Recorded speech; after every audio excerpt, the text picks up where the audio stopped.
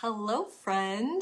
Welcome to Coffee Chat with Angie. Grab whatever you are drinking today and let's chat. Have you ever reached the end of your day totally exhausted and yet you can't quite pinpoint what you actually did? You know you were busy. You just can't see the proof of it. It's such a common feeling, especially for women who juggle a lot. There's work, family, errands, and all the little things that fill your day.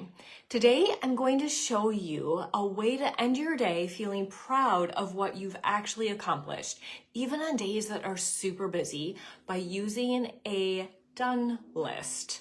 My name is Angie. I'm a personal strategy coach. I support driven working moms to create rock solid systems at home so dinner isn't a last minute scramble, kids' logistics are not chaos, and self-care isn't an afterthought.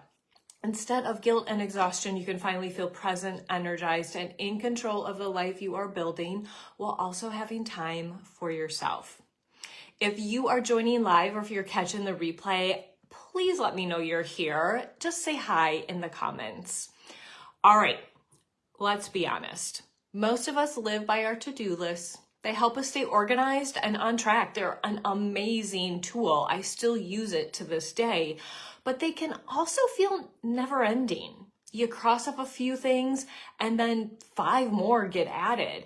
And by the end of the day, instead of feeling like you've accomplished something, you just see what's left undone. And that list oftentimes is longer than what you even started with. This is where the done list comes in. It's a simple shift. Instead of focusing only on what's next, you take time to notice what is done. It's a mindset shift from I didn't get enough done to look at what I've accomplished. Now, here is why this works. When you see progress, even small amounts of progress, you start to realize you're doing a lot. You're accomplishing things. You're moving in a forward motion. Your brain is looking at the positive and thus you create more positive. When you're looking at a to-do list and you're just seeing all the things that are not done, what you're looking at is all the negative. You're thinking, oh my gosh, how is my list longer than it was when I started? And your brain feeds off of that negativity. So show your brain that you've accomplished some things and look, this is what can happen in an entire day. So now you may not be finishing everything on your list and that's totally fine, but you are moving forward in meaningful ways.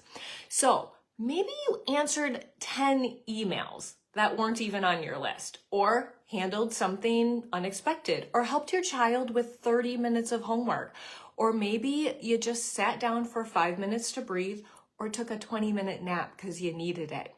Those all count. They all take energy and they all take intention, my friend.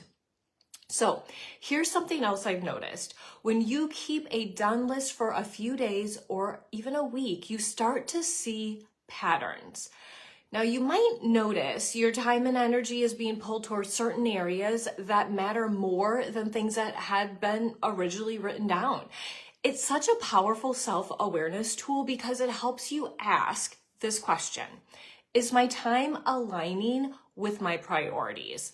Now, sometimes you'll realize you're spending more time in areas that matter deeply to you, and that's affirming. And other times you might see places where you want to shift a couple things.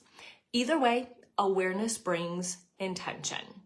So let's talk about how to create a done list in a way that fits real life. You don't need to carve out quiet time in the morning or journal at night. I did try that, and if that works for you, that's really, really great. But my experience, and it wasn't realistic for me, is if I tried the next morning, I didn't really remember what I did the day before. Or even if I did it that same night and started to journal, I didn't remember what I did that day. And that's if I actually sat down and took the time to do it, right? That would be the first big step.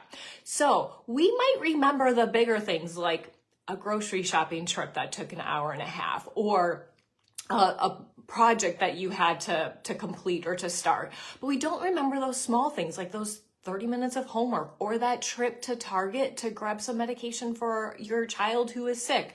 Those things are the things that we need to remember to write down. So instead of building your done list, in the evening or the next day, keep track of it throughout the day, whether that be on a sticky note that you just write everything you've completed, or maybe it's a note on your phone since your phone is probably always with you, or you could even use your to-do list. And instead of just having your to-do list, check off the things that you did and highlight the things that you did, or one or the other. And you know, those emails that you responded to that wasn't on your to-do list, make sure they get on there if that's also your done list so you can check it off.